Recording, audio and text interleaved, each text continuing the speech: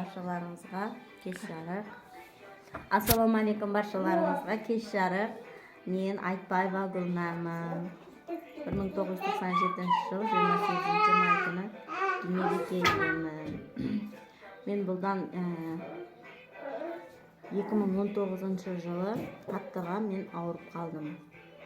Оның басты себебі остеопороз болды менде. Сүйектерімде мұрттасу болды. Менде ол бірден жатып қалған жоқпын.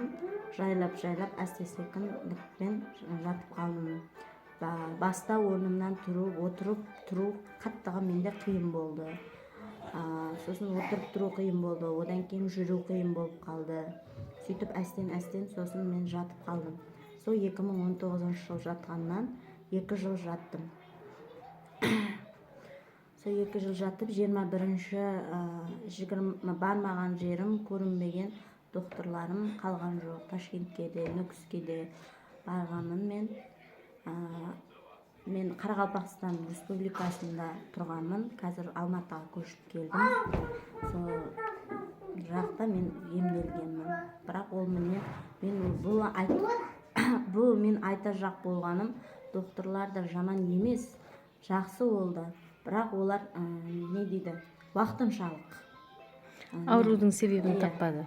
Уақытыншалық ауруымды тоқтатып берді. Сол 1 апта 10 күнге тоқтатып берді. 1 апта 10 күннен кейін тағы сол кеселдік менде бастала берді. Сосын мен осы Қаралқұлыққа менің бір ағайындарымыз бар еді. Сол маған айтты, осының өнімдерін ішіп көр, саған жақсы пайда етеді деп. Бір 10 жасар бір қызды Сайар апа емдеген екен. Ол қыз цирроз печень болған. Сол қызды мен көрдім, аяққа тұрғанын, жақсы болғанын көріп, менде сенім пайда болды. Мен жатқаннан мен ештеңеге сенбей қалғанмын. Осындай қайттан мен жүріп кетуіме де сенбей қалғанмын. Менде қаттыға ауру болды. Менің бар жерлерім, сүйектерім ауырды. Демалуым қиын болып қалды.